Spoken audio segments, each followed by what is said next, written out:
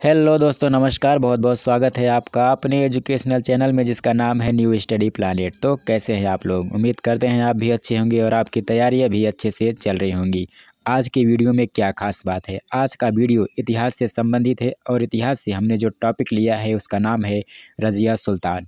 रज़िया सुल्तान के सिंहासन पर बैठने की पूरी कहानी, रज़िया सुल्तान की प्रेम कहानी, सब कुछ इस वीडियो में है, तो पूरा वीडियो ध्यान से देखिएगा। तो आइए जानते हैं रज़िया सुल्तान के बारे में कुछ बेसिक चीज़ें। शुरू करते हैं यहाँ से। रज़िया सुल्तान ने 1236 से 1240 तक शासन किया था। जीवन परिचय की अगर बात करें तो जन्म हुआ था 1205 ईस्वी में बदायूं में। पिता का नाम क्या था? शमसुद्दीन इल्तुतमिश। माता का नाम कुतुब बेगम था।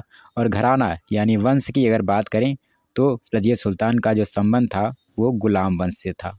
ठीक है दोस्तों, रज़िया को इतिहास में रज़िया अल दीन और शाही नाम जलालत उद दीन रज़िया के नाम से जाना जाता है। इसके बचपन का नाम हफ्शा मोइन था। बचपन का नाम क्या था? हफ्शा मोइन, लेकिन सब इसे रज़िया के नाम से बुलाते थे। रज़िया 3 भाइयों में सबसे काबिल और इकलौती बेटी थी। पिता इल्तुतमिश ने रज़िया की प्रतिभा को बचपन में ही पहचान लिया था और उसे भी बेटों की तरह सैन्य प्रशिक्षण प्रदान किया और उसमें एक कुशल शासक के गुण विकसित करने का प्रयास किया।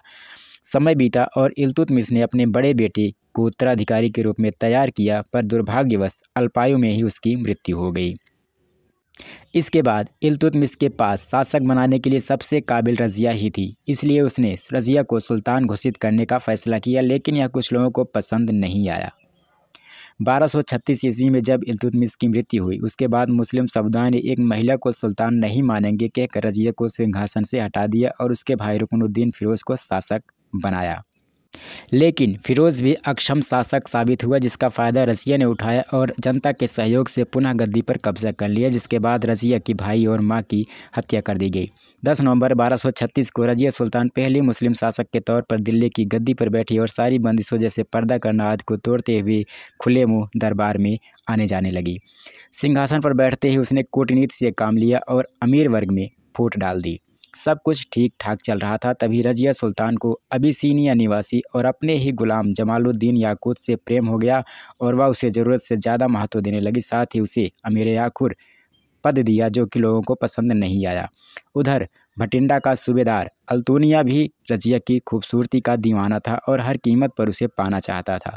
साथ ही दिल्ली पर कब्जा करना भी चाहता था। इधर सल्तनत के लोग भी रज़िया से नाराज़ थे। उधर अल्तुनिया की दीवानगी थी। अल्तुनिया ने लोगों की नाराज़गी का फ़ायदा उठाया और विद्रोहियों के साथ मिलकर दिल्ली पर हमला कर दिया, जिसमें याकूत मारा गया और रज़िया बंदी बना ली गई। रज़िया के बंदी बनते ही इल्तुतमिश के एक पुत्र बहराम शाह ने सत्ता हथिया ली। अब रज़िया के पास कोई चारा नहीं था अल्तुनिया से शादी करने के अलावा, क्योंकि उसे जिंदा भी रहना था और पुनः सत्ता भी हासिल करनी थी। इसलिए उसने अल्तुनिया से शादी करने में ही भलाई समझी। अल्तुनिया से शादी के बाद रज़िया और अल्तुनिया ने मिलकर बहराम शाह पर आक्रमण किया, लेकिन पराजित होकर दिल्ली से भागना पड़ा।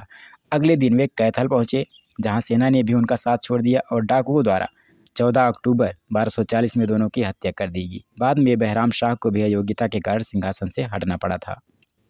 तो इस वीडियो में फ़िलहाल इतना ही। अगले वीडियो में एक नए टॉपिक के साथ आपसे मिलेंगे, तब तक के लिए नमस्कार। और हाँ, अगर आप हमारे वीडियो पर नए हैं तो चैनल को सब्सक्राइब जरूर कर लें।